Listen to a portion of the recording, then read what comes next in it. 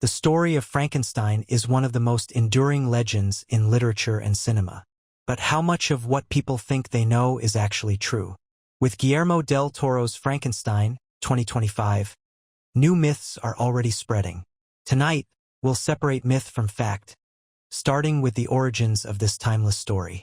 Many people believe Mary Shelley simply wrote Frankenstein as a ghost story challenge among friends in 1818.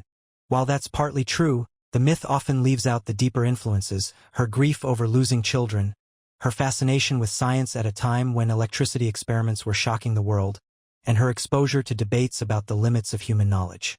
The fact is, Frankenstein wasn't just a horror story. It was a reflection of real fears about progress, morality, and mortality in the early 19th century. Another common myth is that Victor Frankenstein was a kind of mad scientist who worked in a stormy castle with lightning bolts. The fact is, in Mary Shelley's book, much of the mad science we see in pop culture doesn't exist.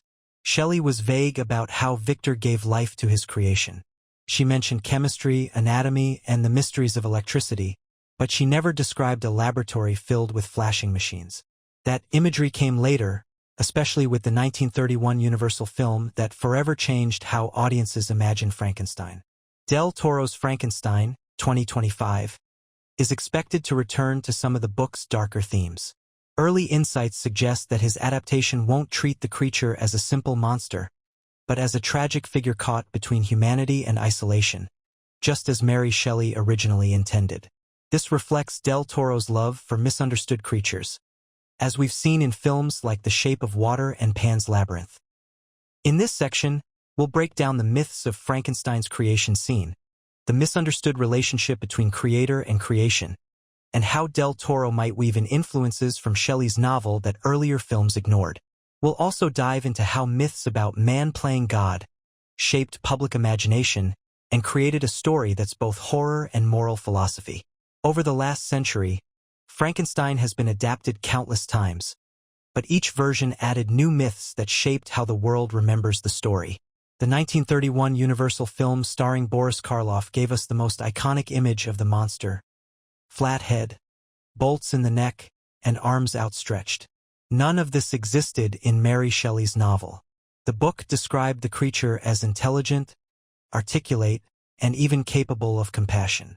But Hollywood simplified him into a mute, lumbering figure. This myth stuck, and for generations people thought that was the real Frankenstein's monster. Other adaptations added more layers of myth. Hammer horror films in the 1950s and 60s made Victor Frankenstein darker, more sinister, almost like a villain himself. Later movies like Kenneth Branagh's Mary Shelley's Frankenstein, 1994, tried to be faithful to the book but leaned heavily into Gothic melodrama. Each adaptation changed the story, some emphasizing horror, others tragedy, and others pure spectacle. Now, Guillermo del Toro's Frankenstein, 2025, promises something different.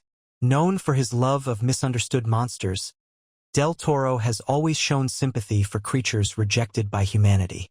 In The Shape of Water, the amphibian man wasn't a monster at all, but a being capable of love. In Pan's Labyrinth, creatures like the faun and the pale man weren't just villains.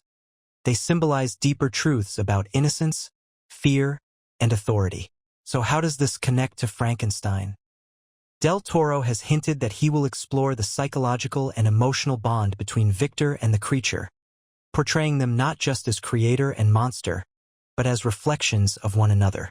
One myth people believe is that Frankenstein's monster is pure evil. The fact is, in the book, the creature begins life innocent and curious. It's only rejection, loneliness, and cruelty that drive him to violence. This theme of isolation is central to both Shelley and Del Toro's works. Another hidden detail Del Toro is likely to emphasize is the religious and philosophical symbolism. Frankenstein has often been called the modern Prometheus. Just like Prometheus stole fire from the gods and gave it to mankind, Victor steals the secret of life and suffers the consequences. Del Toro, with his Catholic background and visual love of angels, demons, and mythology, may amplify this symbolism with imagery of light, shadow, and divine punishment. Visually, expect Del Toro's Frankenstein to be very different from the flat-headed Hollywood version. Early rumors suggest he may draw closer to Shelley's description.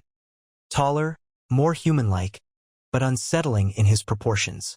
The creature may even have an eerie beauty rather than being grotesque, making audiences question whether the true monster is the creation or the society that rejects him. At its core, Frankenstein has always been more than just a horror story. It's a mirror held up to humanity. With Guillermo del Toro's Frankenstein, 2025, many of the myths surrounding the tale will finally be challenged. One of the biggest myths is that the true monster is the creature itself. But the fact is, Mary Shelley never intended it that way. The creature only becomes violent after repeated rejection. From Victor, from society, even from the family he hoped would accept him. The real monster in Shelley's eyes was human prejudice, pride, and the refusal to take responsibility for our actions. Del Toro has confirmed in interviews that he plans to emphasize this truth, that the monster's tragedy lies not in his creation, but in his abandonment. Another myth is that Frankenstein is only about science. In reality, it's about responsibility. The story isn't warning us against discovery. It's warning us against neglect. Victor creates life but refuses to nurture it, and that choice leads to destruction. In a modern world where AI, cloning, and genetic engineering are real debates, Del Toro's Frankenstein may feel more relevant than ever. We should also talk about the myth of Frankenstein being the name of the monster. In fact, Frankenstein is the scientist Victor Frankenstein. The creature never has a name, which itself is symbolic. To name something is to recognize its humanity. By denying the creature a name, Victor denies him an identity. Del Toro may highlight this detail by exploring the pain of being nameless and unwanted. Symbolism will also play a huge role.